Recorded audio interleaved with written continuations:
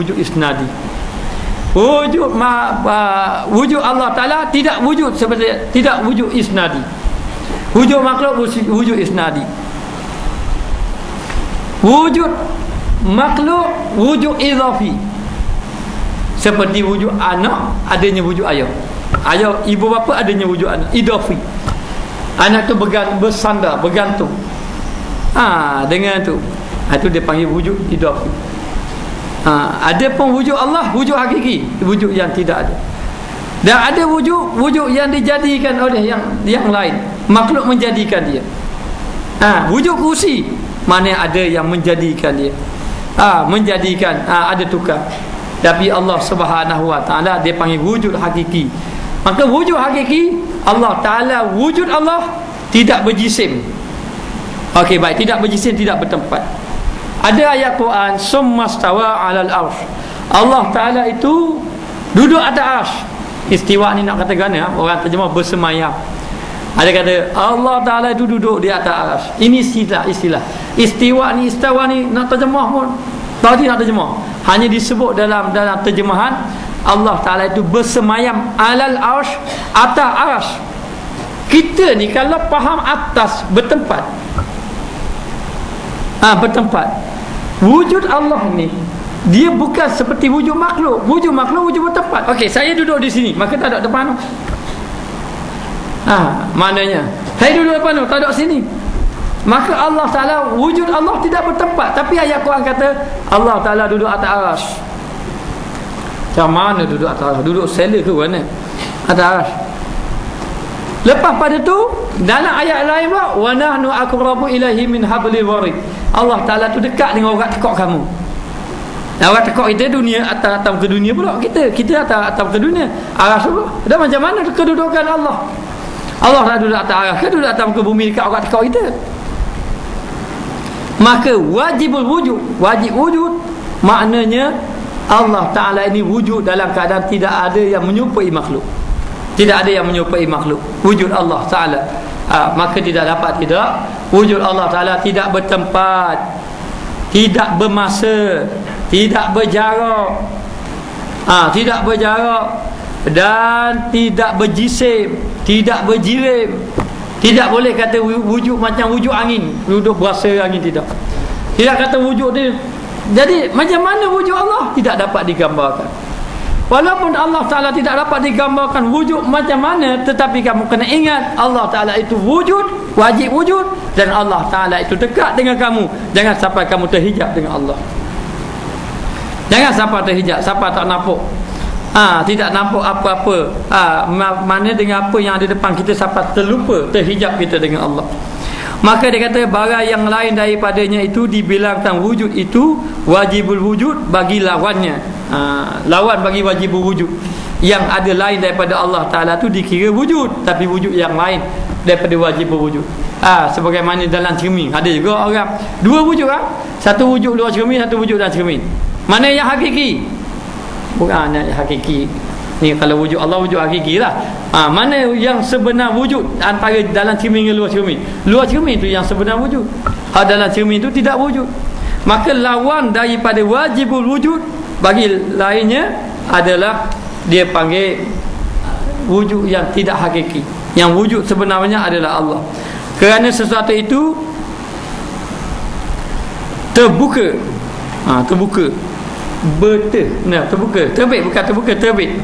Kerana sesuatu itu terbit daripadanya. Sesuatu itu, makhluk itu daripada Allah, terbit daripada Allah. Maka Maha Suci yang kaya daripada tiap-tiap sesuatu, Maha Suci Allah berhajat, kaya itu berhajat dengan sesuatu. Maka Allah Ta'ala tidak berhajat kepada makhluk, makhluklah berhajat kepada Allah. Maka makhluk jangan terhijab dia sampai lupa pada Allah, sedangkan dia memerlukan Allah, dia berhajat kepada Allah. Dan ketahuilah Allah Ta'ala sedikit pun tidak berhajat kepada kamu, dan sesuatu itu berkehendak kepadanya, dan semua makhluk berkehendak pada Allah, hajat kepada Allah. Dan baginya jua wujud mutlak, bagi Allah wujud yang sebenar-benar wujud. Dan tiada yang mengetahui hakikat wujudnya. Macam mana hakikat wujud Allah? tidak tahu melainkan Allah Ta'ala juga yang mengetahui bagaimana. Tafakkaru fi khalqillah wala tafakkaru fi zatillah. Kamu fikir tentang kejadian Allah, langit, gunung, gandam, bukit, bukau dan sebagainya, fikir tu.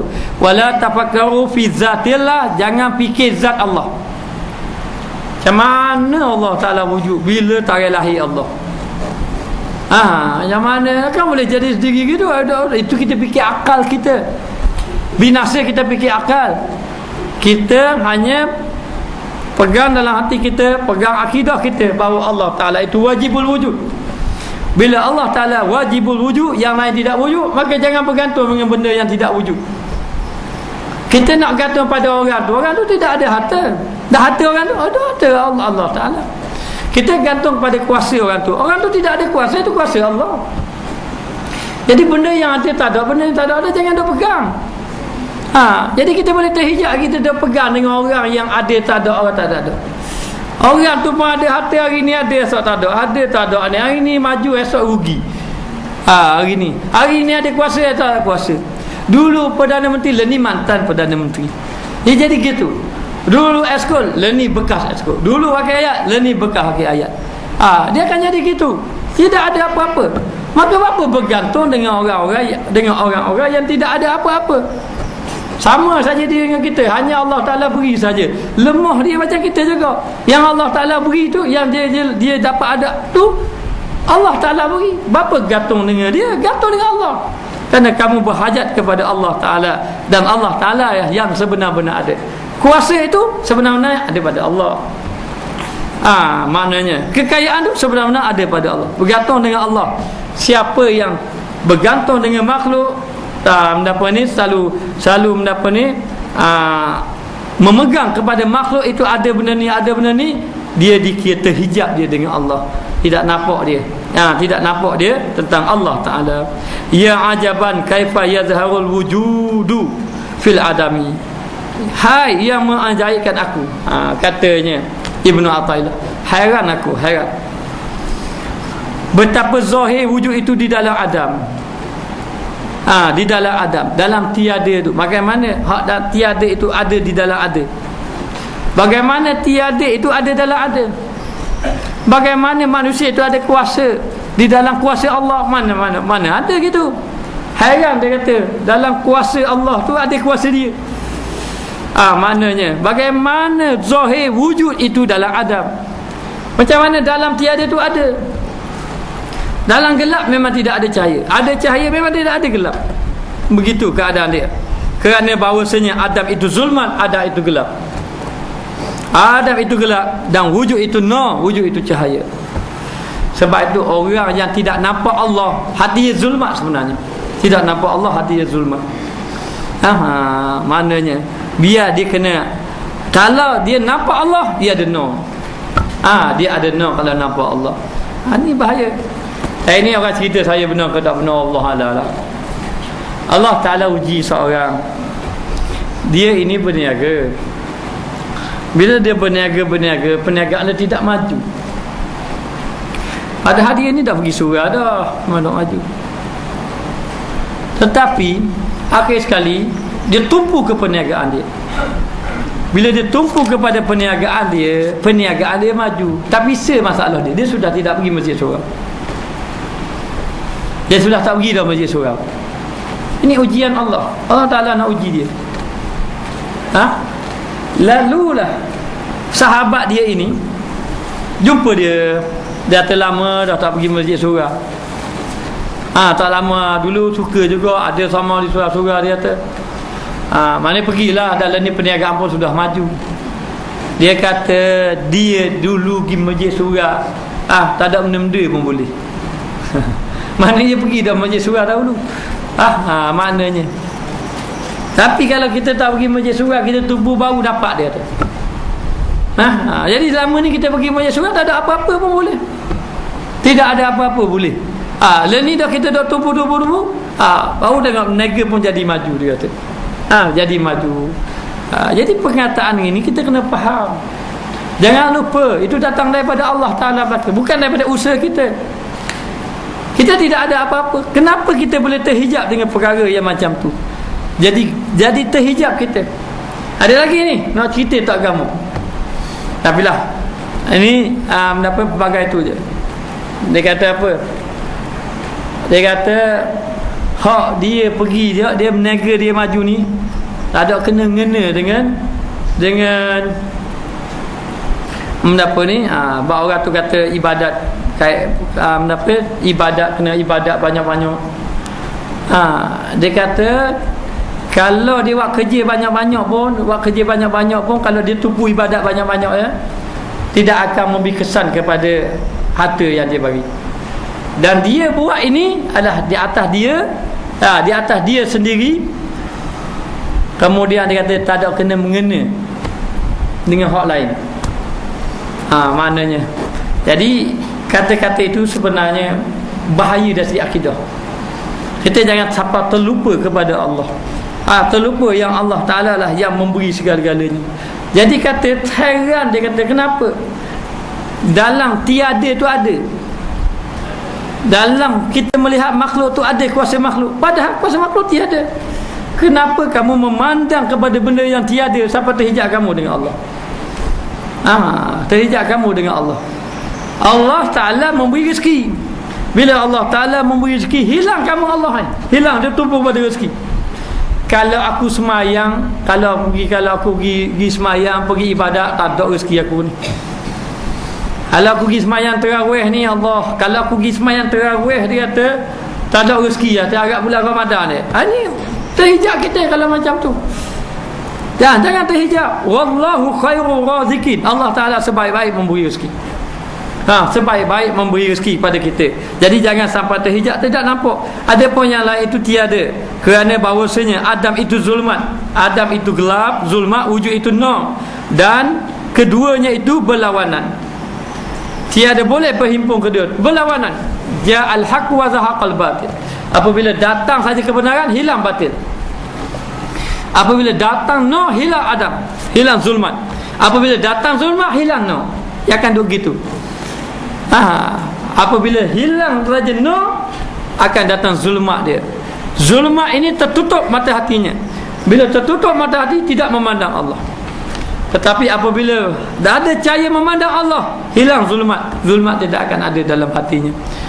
Maka demikianlah, kalau zulmat nur dengan zulmat, gelap dengan ada cahaya tidak boleh berhimpun, maka gitulah kuasa Allah dengan kuasa makhluk tidak boleh berhimpun.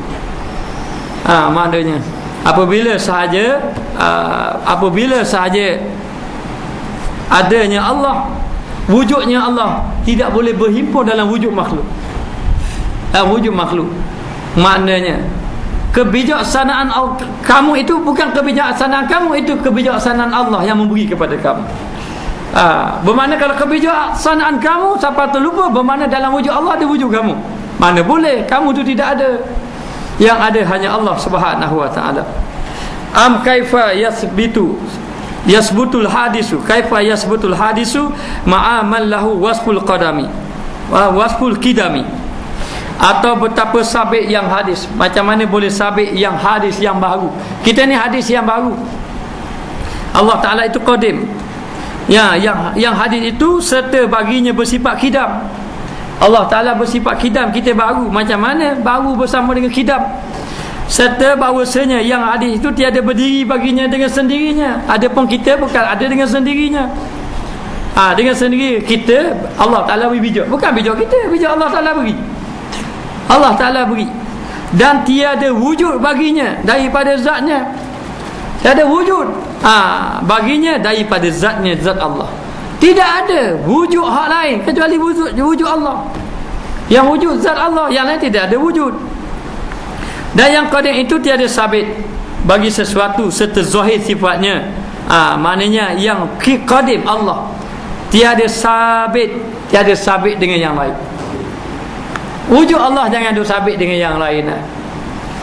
Maknanya Allah Ta'ala itu berkuasa, jangan sabit ada kuasa lain pada Allah. Allah Ta'ala itu berilmu, jangan ada sabit ilmu lain pada Allah.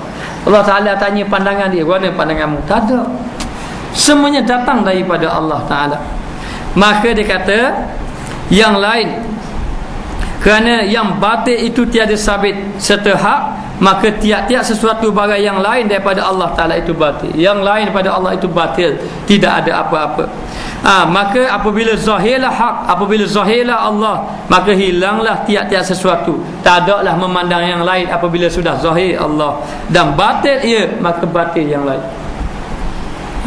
Batu orang-orang ahli hakikat ini dia sudah tidak lagi memandang yang lain, hanya memandang kepada Allah Ta'ala. Yang lain itu batil belaka.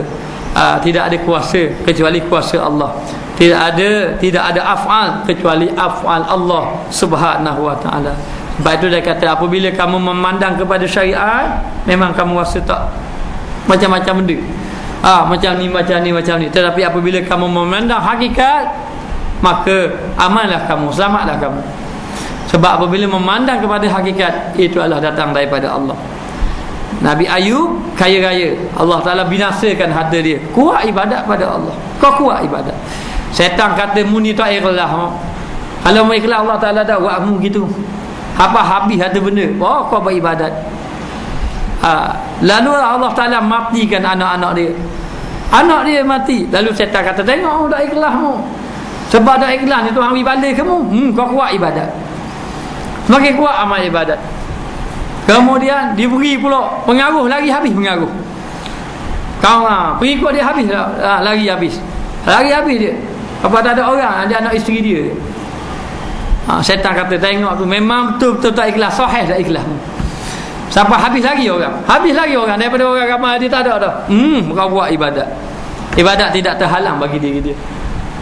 Itu semua permainan Allah. Allah Ta'ala menguji manusia. Habis tinggal anak isteri dia. Isteri dia pun lagi juga tinggal dia seorang. Setan kata, sahih memang betul-betul tak ikhlas mu buat kerja ni. Ya seorang. Kau kuat amal ibadat.